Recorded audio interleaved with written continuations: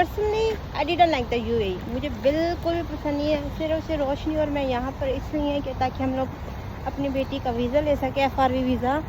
इसकी डिलीवरी का मेरा मेन मकसद यही था यहाँ पे कि मेरी बेटी को एटलीस्ट जल्दी इसको अपॉइंटमेंट मिल जाएगी, इशू नहीं होगा। सिर्फ मैं यहाँ पर जो एक ही डॉक्यूमेंट का इशू हो रहा है, फादर की परमिशन, वो जैसे ही हमें मिलेगी ऑलमोस्ट 6 को हमें मिल जाएगा लेटर ना फादर की तरफ से।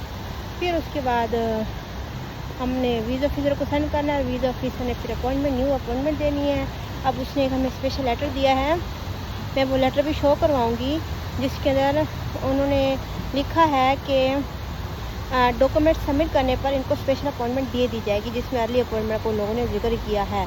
तो जैसे उसको मैं सेंड करूँगी 6 को मुझे फाइनल डिसीजन मिल जाएगा, जिसके अंदर वो लेटर होगा, कस्टडी लेटर है वो फादर की तरफ से। उनको मैंने बोला भी था कि क्योंकि दुबई में ये था कि अगर आप मैरिड हैं तो आपको कस्टडी आप अप्लाई नहीं कर सकते। तो ये चीज़ मैंने वीज़ा ऑफिसर को एक्सप्लेन भी की, लेकिन वीज़ा ऑफिसर ने मानी नहीं ये बात। उसने बोला कि नहीं, या तो कस्टडी दो या अप्रूवल दो। फिर मैंने उसको बोला कि फादर का वीडियो इंटरव्यू कर लें ऑनलाइन, उन्होंने ये भी एक्सेप्ट नहीं किया।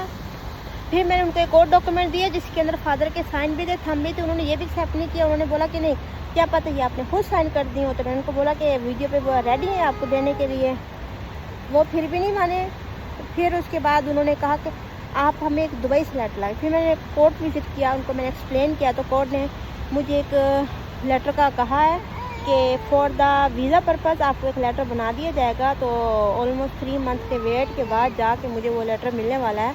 6 तारीख को मुझे वो लेटर मिल जाएगा। 6 नवंबर को उस लेटर का सिर्फ यही मकसद था कि इंटरव्यू के लिए फादर की तरफ से परमिशन दी जा रही है, और उसके ऊपर ऑलमोस्ट 1500 दरहम मेरे वेस्ट हुए हैं। 1500 भी मैं कम बोलूँगी, क्योंकि मेरे कोर्ट के इतने चक्कर लगे, ऊपर से मेंटल टॉर्चर अलहदा हुआ, क्योंकि कोर्ट जाना, उसको विज़िट करना, यहाँ पे इतनी शदीद गर्मी होती है दुबई के अंदर, उस गर्मी में बाहर निकलना। फिर बच्ची मेरे साथ थी, मैं और मेरी बच्ची, हम दोनों ही बार गर्मी में जा रहे थे बाहर, कोर्ट के विज़िट कर रहे थे। ऊपर से यहाँ पर इतने बेवकूफ़ लोग हैं, अरबी इन लोगों को समझ नहीं आती, इंग्लिश में इन लोगों से बात करो, इंग्लिश ये लोग समझते नहीं है ज़्यादा, अरबी इन लोगों को समझ आती है उनको। मैंने इवन कि उनको कस्टडी का मैं बोलने लगी, कस्टडी बोलते हैं, व्हाट इज़ कस्टडी, उन लोगों को कस्टडी तक का मीनिंग नहीं पता था। वहाँ पर 1-2 बैठे होते हैं जिनको इंग्लिश वगैरह पता होती है, तो वो लोग उनको एक्सप्लेन करते हैं, तब जाके मेरा प्रोसेस हुआ। फिर उसके बाद सब चीज़ें सबमिट हो गई।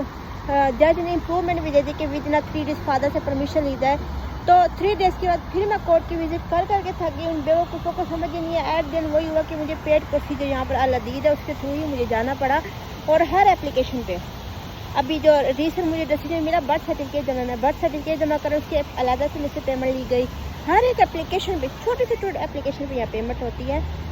अदरवाइज यहाँ पर FRV वीज़ा बहुत ही इजी है। वीज़ा ऑफिसर जो है वहाँ पर यहाँ पर बहुत ही अच्छे हैं, एम्बेसी बहुत ही अच्छी है, बहुत ज़्यादा कोऑपरेटिव है।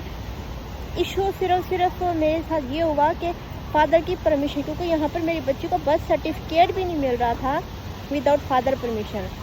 तो सिर्फ उसी वजह से मेरी बेटी के वीज़े का इशू हो गया, जो 3 मंथ हो चुके हैं। सिर्फ उस लेटर की वजह से इसको वीज़ा नहीं मिल पा रहा, वरना हम इस टाइम इस जर्मनी में होते, मैं और मेरी बेटी। रोशनी